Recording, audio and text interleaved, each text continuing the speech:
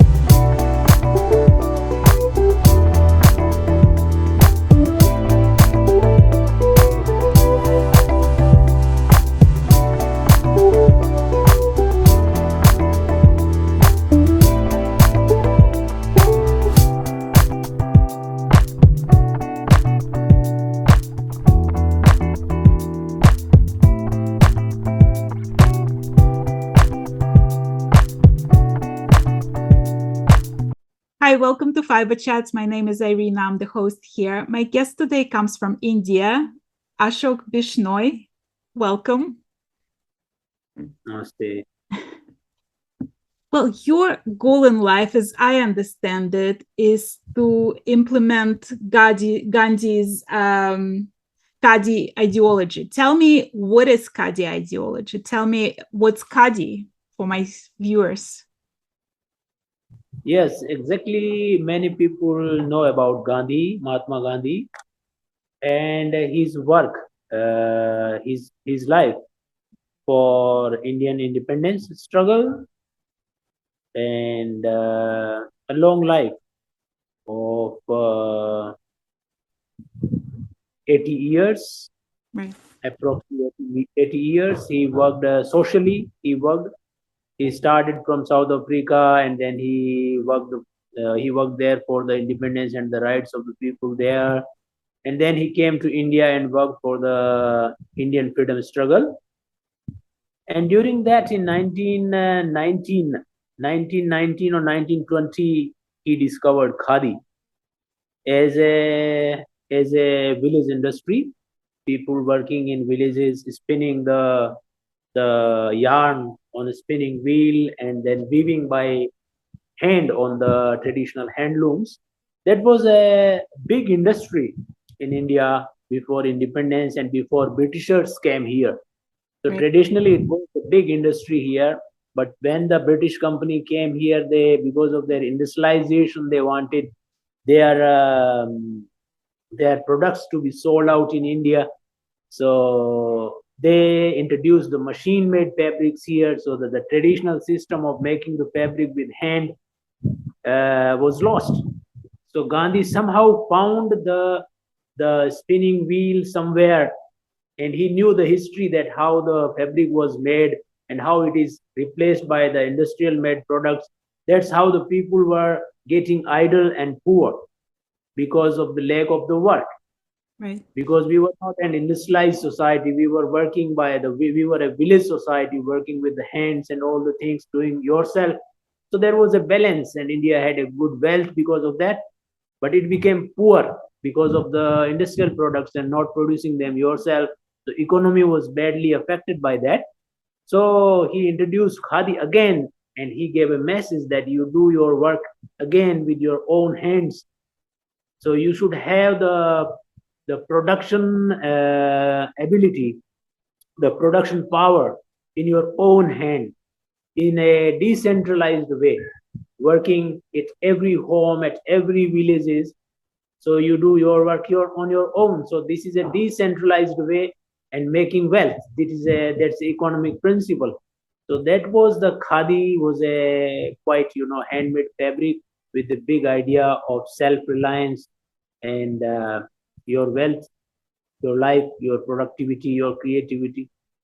Well, why did it speak to you personally? Why did you believe in that?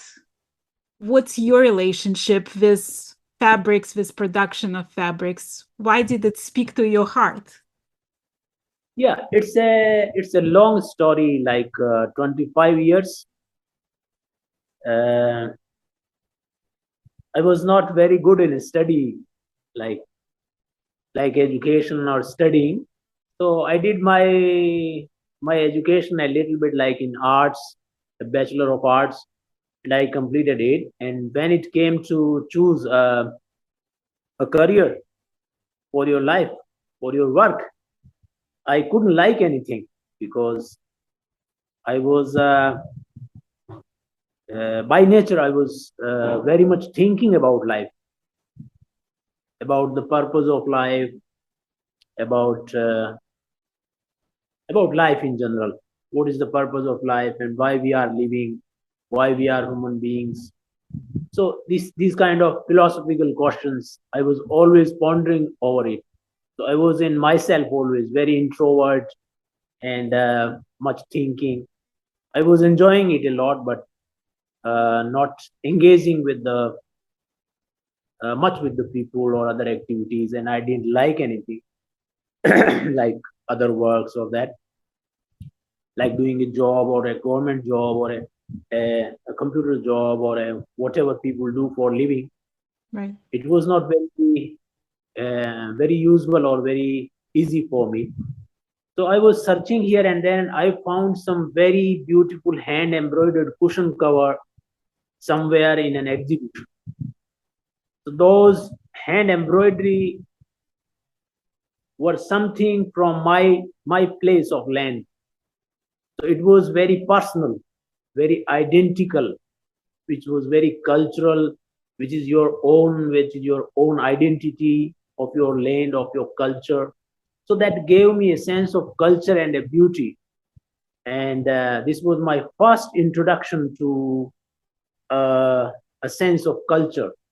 So I wanted to discover what it is and who are the people who are so cultured to do such a beautiful hand embroidery. So I inquired and I went deep into the desert, into the villages, because I was living in city.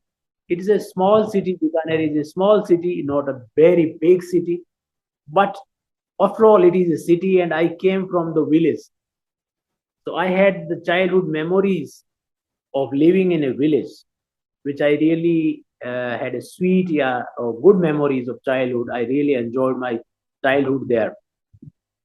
So I wanted to go in the villages again. So I went in some villages where I never went before.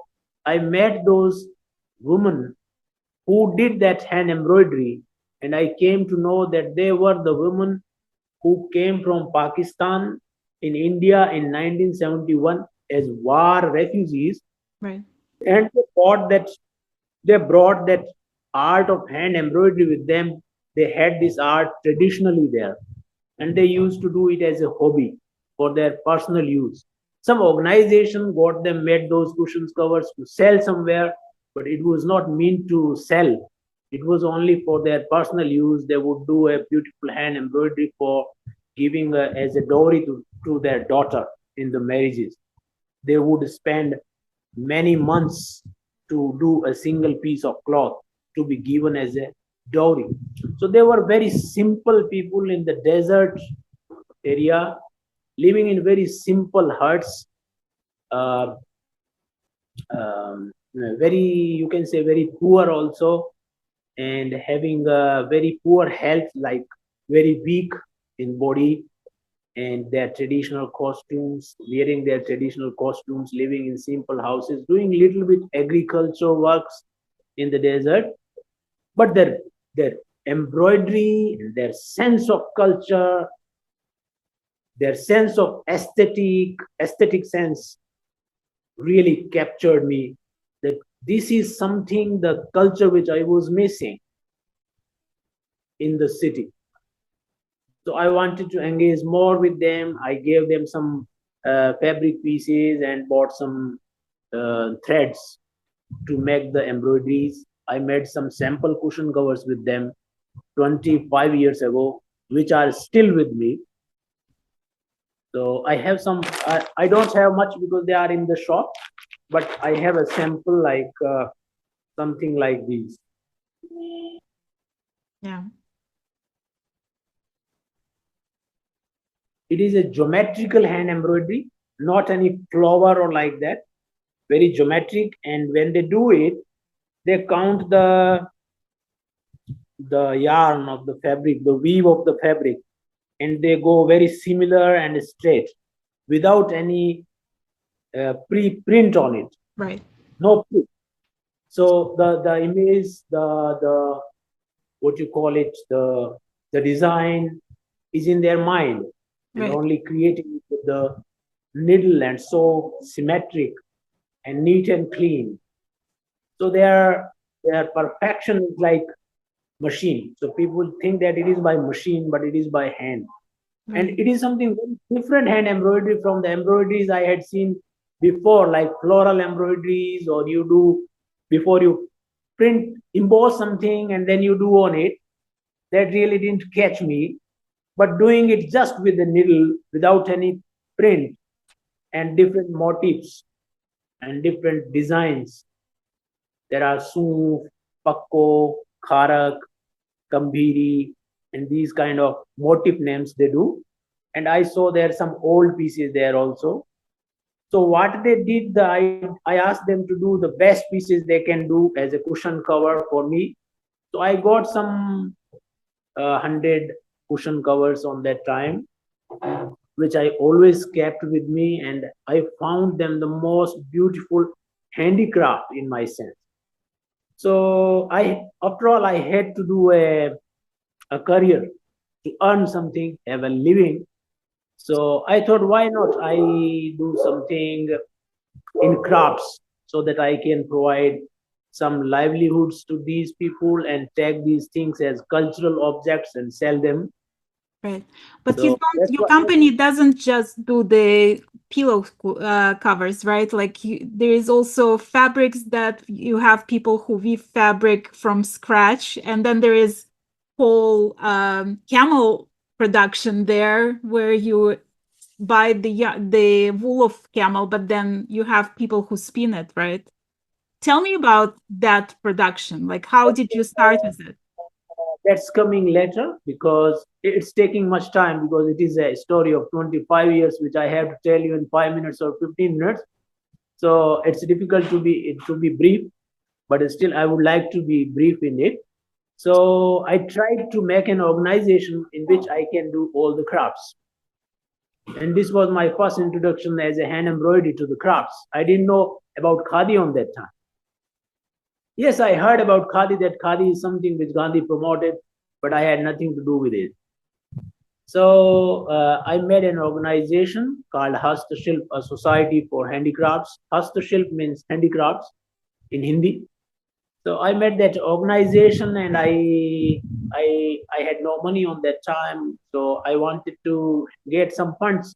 So government, to apply to government to get some funds. There was some scheme in which the government provides funds to the NGOs. It was an NGO to do some social work, whether it is craft or other things. So I applied for some funds, and it was from Khadi Institute of the government, the scheme Right. of promoting the crafts. So I applied for that, and I went for the training into that funding program to the government institute. And there was Khadi institution, so they introduced us to Gandhi Ashram in Ahmedabad, Gujarat, and one in Maharashtra, that is near Mumbai, Wardha. So there were Gandhi ashrams, and I first came to know about Gandhi ashram and his work about khadi. Yes, a little bit I knew, but seeing an ashram was first time. And I bought I see the spinning wheel there, so I bought a small spinning wheel as a symbol model, and a box spinning wheel which you use to do spinning yarn. I bought this one and some books of Gandhi, and I came home with that. It was quite surprising for the people here that why you bought these and what are you going to do with it. But I tried spinning on the box Charkha on myself without having any training. And by trying slowly, I started to make the yarn with it, and it was amazing for me. that you can make a yarn with a fiber. Right. So it is, when you see the yarn coming out of the fiber, it is the best meditation in the world, the best concentration as a craft. It has really surprised me that anybody can do it and how interesting it is, the craft. That's how I started it, and it interests me. Then I read Gandhi, and then I came to know about his khadi idea, and it really touched me that it matches with my desire for something, the village culture and the ideology which supported the village culture, the village economy, the decentralized production system, which gave me a thought which was confusing for me coming from the village and living in a city. It was a disconnection I was feeling and a change I was feeling, which was difficult to accept. But this gave me an explanation that how it happens, from village to city, from the simple to the complicated. Right. Well, when I look at your Instagram account, there is this mixture of frustration at people not understanding the craft and not being able to appreciate the complexity. Notice that? You notice that by Instagram? Yeah. Oh, it's a good observation. Yeah. I mean, and I see that a lot with the artisans from all over the world, right? Like people assume that something handmade is just a hobby and you enjoy it anyway. And why do you need to get paid for it, for the amount of hours spent on that? And I feel that frustration like with a lot of artists, right? Because when I see your process, it's really mind-boggling because you take this wool from the camels, right? And then it's being processed, and then it's being spun, and then it's being plied, and then you have to warp the weaving press, and then it's like the weaving process. There's like so many steps in producing that cloth, and people just like complain then about the color variations, so the thickness of the yarn variations. Like there's no appreciation of how much time and how many people are involved in that. Tell me about your feeling about that. Yeah. About about a handmade product, uh, you know, a handicrafts is a big business. There are big companies, there are big importers, there are big exporters, there are big manufacturers who make a lot of handicrafts, like be it a furniture, be it a handmade fabric, or whatever. Many things for home decor, for your personal clothing. It's a piece of a scarf or it's a fabric. Everything is called handicraft or handmade, but there are big businesses in it. It is not something which is left for the people who have a hobby. It is not something like that, okay, we are not touching handicraft, you do as a hobby, or you do whatever you want to do with the handicraft. Whoever wants to buy, whoever wants to do it with the hand, it is not like that. It is a big business. There are big players in it. There is a big competition in it. So people are selling anyhow whatever they have on the name of handicrafts. It's a ridiculous that all the handicrafts are made in big factories. There are big companies. Whatever they say, it doesn't matter that it is made by the artisans, it is fair trade, it is made by the people in the villages, it is for their livelihood, whatever the polish they do on it. But in reality, it's a big business and there are big players in it. It is not our property, or it is not free, that it is for you, so you can do something in it.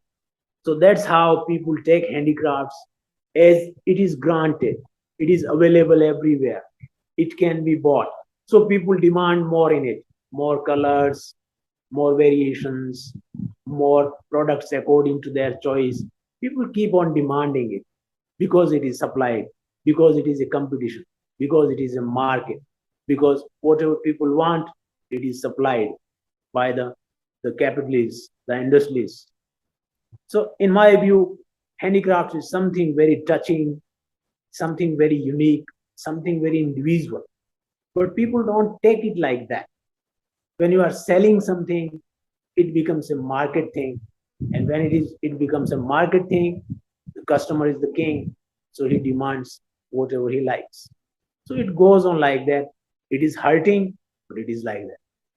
Well, do you feel like your role is an educator to explain to people all this process and to show not just the finished product, right? Because like we all see beautiful pictures of Instagram of the finished product, and we don't know how much time involved and what's the process and the people behind those wheels, right? And the people who do that hand embroidery. So we don't really, as a consumer, we don't know or appreciate that. Do you feel like it's your role to be an educator in that? Yes, I think people should be educated, but it is a very big task to educate them. Educate them. People, people take the things as usual as they take other things. Yes, in the Western world, they really appreciate handicraft, and they they think that handicraft is something unique and something special. But they don't. They in between and in the producers there are big companies, so they won't let you reach to the right people, to the right person. So it's difficult for them to get the right product. So they get whatever they can by the industries. They cannot go into the depth. And in India, in Indian context, in India, people uh, have found handicrafts for granted, like it was easily available everywhere. So when the people, local people come here, they in my shop, they find like something like this beautiful blanket or some piece of furniture or some piece of cushion cover or hand embroidery. They think that, oh, it is beautiful, but for such a beautiful piece, they would offer a price which is negligible or which is like a factory made product, because they think they are the poor people, they have no option, they are making it, so it doesn't have much cost or like that. So they take it because it was easily available before industrialization. It was just recently in India. So people think that handicrafts are still available, but they don't know that the industrialization has finished everything. There are no artisans who are producing it. When they buy something, they they do mercy on you like that. Oh, I am buying this, so I am providing you employment for your artisans. So you should be obliged to me. But they don't think that there are no more artisans. It is not easy to produce now. Right. Only in factories you only can produce. But individually by the artisans, there are no idle artisans to sitting there. They think that there are poor people who are producing it. There is no poor people in India. All people have good opportunities. All people have good money. So nobody wants to do handicrafts these days, especially the true handicrafts.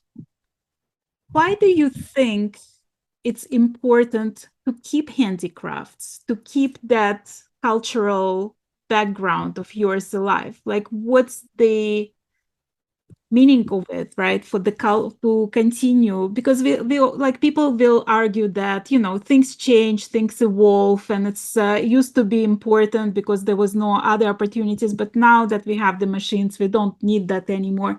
Why do you think it's important?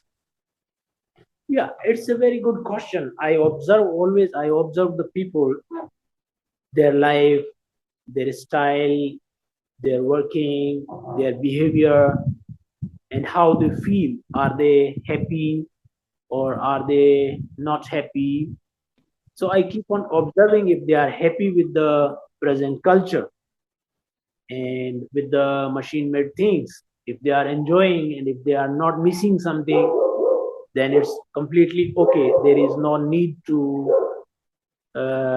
engage people in something which is very complicated by hand, and it is a little quantity you can produce and you don't have a good living by it. So there is no, you mean, what do you call it in English? No sense, Right. no sense doing it. But people like handicrafts, people are buying it, people are appreciating it, but it is produced in the factories. So it is ridiculous that you, in the one hand, you like the handicraft, but on the other hand, it is a factory made product. So don't call it a handicraft, but call it a beautiful product, like other products. But do you feel like it's a part of cultural identity to keep the handicrafts alive? Yes, that's a very deeper issue. Culture is something very touching, and I even cannot speak about it. My eyes will be filled with the tears, and I won't be able to speak because my heart will be full of the emotions. I won't be able to speak. Culture is not something which you can easily speak about. It's a very deeper feeling. So somebody feels it, somebody don't feel. I really feel very much. So for me, it's important. The culture is something very important. People are happy. I think people are happy in the modern culture, but I am not happy. So it may be my personal problem. I don't know. But culture is something, in travel, in tourism, people travel to see the culture. But when they book something with the tour agency, it's all the repeated things. You see the monuments, the heritage buildings, you eat in the hotels, you sleep in the hotels, you see city from city, you see the people, the crowd, the traffic, and I have traveled India, and you feel happy. That's okay for the people who are doing it. But those who people are much thinking about the human future, the the real beauty of the culture, how it changed, whether it is good or not, or how it is changing for the good or for the bad. Those people who are thinking about it would always say that culture is very important, and something which is lost is really hurting. It is it is a personal loss, I feel. For me, when I see my culture lost, that is really a personal loss, a loss of identity. Yes, change is good, but but when the when you don't have the same kind of feeling, the same kind of warmth which you have seen in the culture before, Right. then it's something really hurting. And for my personal, I have observed the life in that culture, which was good as compared to the life today, when people are going to the work or to the factories or to the offices. And on that, in my culture, with the culture I have seen, people were most of the time free, only doing agriculture work for 4 months, and for 8 months you are free. Right. I am from the farmers family. So in my place, there were no much good rain, only little rain for 4 months. In India, we have rainy season for 4 months, and especially I am living in the desert. So here there was only very less rain, and only 4 months people would do the agriculture work, and they had animals to love, to spend time with them. There were camel carts, there were bullock carts, and there were people who were very close to each other, like big family living together in an area, in a village, and doing a lot of playing outside in my childhood. And the adult people would do a lot of customs and ceremonies, enjoying with each other. And there were a lot of customs of, uh, what you call in English, I don't know, but in Hindi, the sacrifice. In English, maybe little sacrifice for others. Right. And uh, the the love for each other, the friendliness, and the sense of belonging, and a lot of customs like when you have a sister and the marriages are a lot of emotions. You give a lot of clothes, you give a lot of jewelry, and there were very little money on that time, no money on that time. Now people have a lot of money.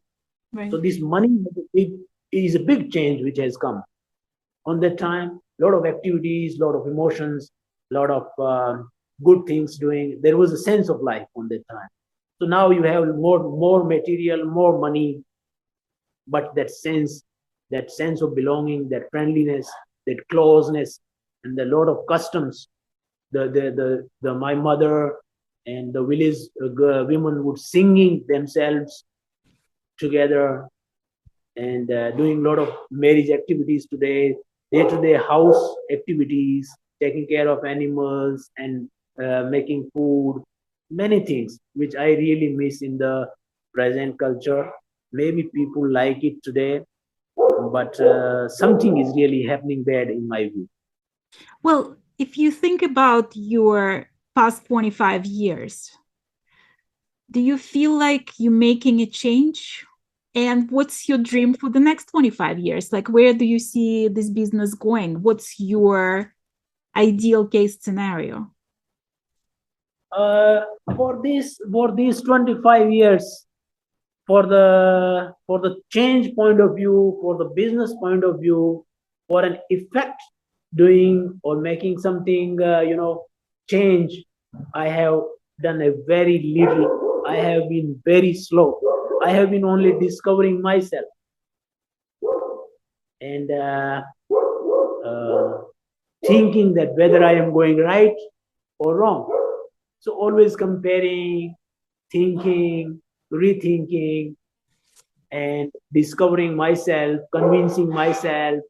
Sometimes I think that I may be wrong, so I should go the way people are going. So I should not take it so much seriously. So I have been very slow in 25 years. I haven't done much work in these 25 years, but just observing the cultural change. And in the field of handicrafts, I have a lot of experiences which I know now, like how handicraft is produced in factories, how handicraft is used for making money, not for a change or not for a feeling. No, it is for business. It is for making money. It is like any other thing. So whatever you say, but in the depth, you do always do a business. So when the business comes, emotions, your feelings. Yeah, people, for the Western people or for some people, it's okay when you are producing something beautiful and it is selling and who is buying is happy with it, then it's okay for them. But for me, in handicrafts business or in the handicraft work, when I don't do something which is very unique or the way it is produced, when I spend time producing it, I really love that process and the product. When people buy it, they should buy it for how it is made and what it is, not just as a product which can be produced in a factory also. Right. So it is very, some companies ideas I really like. I have seen some websites who really put like how it is produced, who are producing it. But in my view, my idea is very big. Like as a small producer, this is a very big thing I am talking about. I am very small for it. There should be a very big organization which which can do it in a very organized way. Then it will be a very beautiful thing for the people to see, for the visitors, for the travelers, for the people who are producing it, and for the customers who are buying it. It will be a very wonderful experience in life. So handicrafts is an experience. It's not just the product. Well, I saw one of your talks on YouTube that you sent me, And you were talking about like organizing a village of sorts where the artisans could live and do their handicrafts, and to have volunteer tourists coming there and learning and helping and developing, like bringing back those handicrafts. Is that still a dream of yours? Yeah, it's my dream, but dream almost same, but little change with the practical aspects, because uh, doing it in a practical is a very big, almost impossible job for me now, because when you are young, you think that whatever I think is possible. But when you see the practical life, and when you spend 25 years and you become nearly 50 years, 45 to 50 years, then you think that this is something very big and something impractical also in the present scenario. You can talk anything, you can imagine anything, you can write on the paper, you can discuss on the interviews, you can talk with the people, but to make it happen is even not in the hands of the government. Right. If it was possible, it could have been done before. Many great people have come and gone, they did great works, but this work is really very big and great, which I found little impossible for now. When you started, you were just selling those pillow covers. What Yeah. can people buy nowadays from your store? After that, on that time, I made those pillow covers. Those pillow covers I only keep as showing people that it was such a beautiful thing on that time. 25 years, those women who did this are now old. They cannot see much, or they are passed away. They have gone, because I haven't visited after that to the same place, to the same women. Only in these 25 years, I only visited like 5 or 6 times or 10 times maximum. And that too, not on the same village, same women. I went for just 1, 2 hours and then came back for some work. So I don't know where these women are now, or if they, but I have an idea and experience that there are not the same women who could do the same quality. So Right. I showed people that this is the quality which was produced 25 years ago as a hobby, not a commercial thing. This is not a cushion cover, but this is a museum quality collectible piece. If something can understand that this was the quality of the handmade things in the villages for their personal use on that time in India.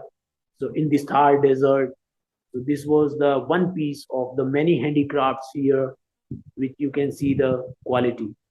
So if you want to buy it as a souvenir, as a life piece, one piece only, then you can buy it. Otherwise, there is no worth of buying it. I'm not going to sell it in very cheaper prices or like that. It has no price in my view. It can be for a cushion cover, it can be 2,000, it can be 10,000, it can be 50,000 rupees. It depends on the person who is willing to pay for it. But in my view, it is priceless. Right. I have to buy it because it is a product, it is a sample, and after all, it is better to go with somebody. So I'm selling it, but it is not something commonly people take it for granted, or it is a cushion cover. I'm buying it for 100 rupees or for 500 rupees. People take it like that. So this is quite hurting. But instead of those cushion covers, I started khadi. So Bikaner is known for woolen khadi. So in woolen, we have woolen shawls, scarves, and fabrics, and floor coverings, mats, rugs, and cotton fabrics and cotton towels, Right. and some cotton fabrics and shirts like these, and some wooden furniture like first was hand embroidery, then khadi. In khadi, in India there are different parts produce different khadi. silk khadi, cotton khadi. But this part of the land in desert, we had only wool because we had ships here. So traditionally, it is woolen khadi here. So it's a big uh, handicraft which is produced in the villages. But on the time when I started it 25 years ago, when I came to know about khadi, there were some weavers in the villages. Almost it was finished with the. It was started by Gandhi 50 years, 70 years ago. Right. For 50 years, for 70 years, for some years like 50 years, it did well. But for last 30 years, it is decreased very fast because in handicrafts, a lot of industries, a lot of exporters, a lot of big brands are coming, and the traditional system of khadi, the traditional khadi organizations are finished. So they were finishing on that time. They were at the last stage, and now it is very difficult to find a weaver who could do. I have only 3, 4 weavers in my contact who can produce at their home, but most of them are taken by the big company Right. in the one roof in a factory like, and they are producing day and night, like whole day there, like a machine. So in that sense, it is a handmade fabric. It is khadi, but it is not real khadi, which is produced individually at home by the artisans. You provide them raw materials, you provide them designs, and you get them made by their own home, and you provide them good wages and money. So that was the beauty of khadi, producing at every home, which is a big task now, which I cannot do, but still I am producing something with the few weavers. So these and a furniture, uh, cultural furniture. There was a bed with 4 legs and a small stool with Yeah. 4 legs. The bed is called khat or mancha or a charpai, and that small stool is called pida. They were very cultural, like in every home in the culture, my culture, in the childhood, I have seen it in every home. And after discovering so many handicraft exporters, all the websites around the world, seeing all the beautiful furniture produced in the factories, I still find that furniture the most authentic, identical one, very beautiful, simple, individually made by the artisan in the village. There are traditional carpenters in India. There are handicrafts by community, by caste. It is from generation to generation. Like weavers, they are from Meghwal community. Only a Meghwal would do the weaving. Not anybody like me or you or anybody else from other castes would do weaving. It is not like in the Western world that everybody can have any hobby and he can do whatever he likes. It is not like that in India. Handicraft is in our India, is in our veins. It is by caste. So a weaver is always a Meghwal here, and his family from old times traditionally have been doing weaving. Right. So it is his job. It is caste. So a weaver will be Meghwal and he will be doing weaving. Then the carpenter, they are Suthar. There is a caste. They would do always the woodwork. There are Lohars. They would always do the iron work. There are Regar or Mochi. They would always do the leather work, the shoes, leather shoes, etc. And for gold, you have Sunar. So they will do gold work or silver work. So wood and iron and leather or the textile, all the people are by caste, by generations. It is woven in the fabric, the society, fabric of the society of the people in India. So handicrafts is a craft which is done by the people, different people. There are caste communities who have been doing a particular handicraft. So handicraft is not something taken by any big businessman who can spend a lot of money and can open a factory and he can produce it. That's an industrial way. But in the traditional cultural way, it is like that. That was beautiful. By the traditional system, you have some your genes. In your genes, you have the craftsmanship, Right. and you learn from the childhood from your father or your grandfather. They have been doing the designs which are identical according to the culture, according to the place, and they never change the design. They keep the same designs. Yeah, change is not very bad, but in the traditional system, they become identical, and nobody would like to lose their identity. So designs are very cultural in the sense they are identical. Design is not something you can design anything and it is a design. Right. No, they have been made by the traditional people in the society and they have been accepted. There are textiles who have different prints for different communities. There are the same printers, they are Muslim. They are printing for Hindu communities. So they are printing different prints for different communities. I have an example of the lady's skirt here. There are different 7 or 8 different prints for 8 different skirts for 8 different communities.